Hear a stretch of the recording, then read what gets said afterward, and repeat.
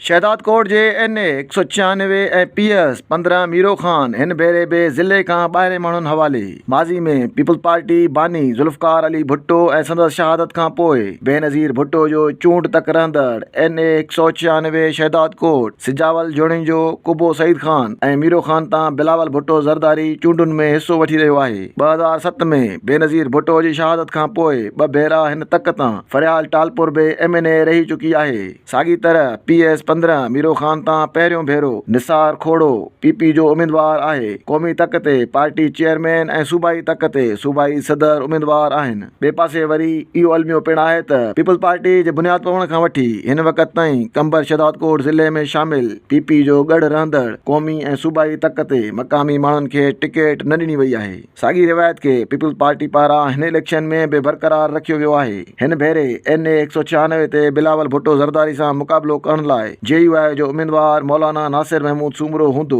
जॾहिं त माज़ी में शहीद बेनज़ीर भुट्टो साम्हूं नासिर महमूद सूमरो जो पीउ शहीद ख़ालिद महमूद सूमरो मुख़्तलिफ़ वक़्तनि ते इलेक्शन में बीहंदो रहियो आहे, पर कॾहिं बि कामयाब न थी सघियो। ॿिए पासे सूबाई तक PS 15 मीरो ख़ान ते पीपल्स पार्टी पारां पहिरियों भेरो PP सिंध जे सदर निसार अहमद खोड़ो खे टिकट ॾियण जो ऐलान करे उम्मीदवार नामज़द कयो वियो आहे। इन खां अॻु हिन तक तां पीपल्स पार्टी टिकट ते शहदाद कोट सां तालुक़ रखंदड़ नादर मक्सी, लाड़काणो सां तालुक़ रखंदड़ मरहूम हाजी मुनवर अली अब्बासी, खुर्शीद अहमद जोड़ेजो ऐं गहवर इसराण पिणु MPA रही चुका आहिनि। हिन दफ़े निसार खोड़ो साम्हूं नून लीग जो मीर हुमायूं ख़ान मुगेरी मुक़ाबले जहिड़ो उम्मीदवार हूंदो ऐं ॿुधायो पियो वञे त हुमायूं ख़ान मुगेरी खे GDA JUI फंक्शनल लीग जी हिमायत हासिल हूंदी। ॿिए पासे इलेक्शन जूं सरगर्मियूं ज़ोर वठण खां पोइ वोटरनि जूं दाऊं शुरू थी वयूं आहिनि। माण्हुनि जो चवणु आहे त पीपल्स पार्टी जे मुसलसल 15 सालनि जी हुकुमरानी ऐं चूंडियल नुमाइंदनि जी नाक़स कारकर्दगी सबबि NA 196 ऐं PS 15 जे अवाम खे तालीम,